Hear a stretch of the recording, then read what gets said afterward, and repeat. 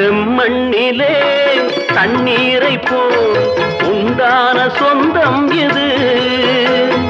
சிந்தாமணி ஜோதியை போல் ஒன்றான பந்தம் இது. தங்கை அல்ல